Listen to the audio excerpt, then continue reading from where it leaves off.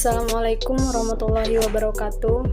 Nama saya Rahma Fira dengan NIM 180703085. Baiklah, di sini saya akan menjawab soal dari mata kuliah Oceanografi dengan dosen pengampu Bapak Ilham Julfahmi MSI. Soal pertama yaitu apa perbedaan dari alga dengan ganggang.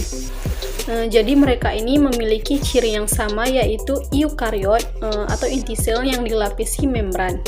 Jadi perbedaannya adalah kalau pada ganggang itu dia protista mirip tumbuhan yang memiliki klorofil, sedangkan pada alga dia itu protista yang mirip dengan hewan yang tidak memiliki klorofil.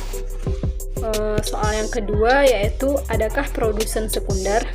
Jawabannya ada. Karena alga sendiri itu bersifat autotrof, yaitu dapat membuat makanan sendiri dengan cara berfotosintesis. Soal nomor 3, perbedaan zona fotik dan afotik. Jadi zona fotik ini adalah zona pada ekosistem laut dengan kedalaman 200 meter yang dapat ditembus oleh cahaya, sehingga memungkinkan adanya fotosintesis oleh fitoplankton sebagai sumber makanan bagi organisme lainnya.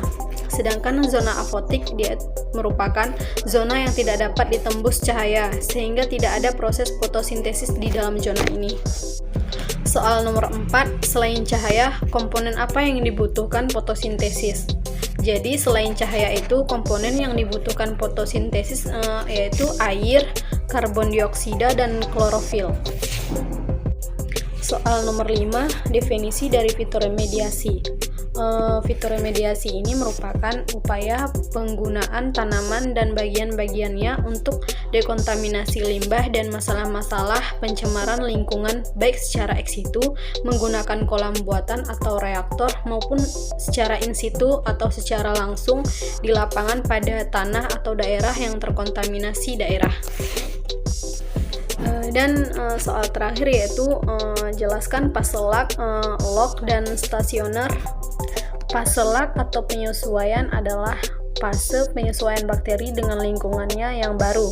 Durasi berlangsungnya fase ini bervariasi dan ditentukan dari komposisi media, pH, suhu, aerasi, jumlah sel, dan sifat fisiologis.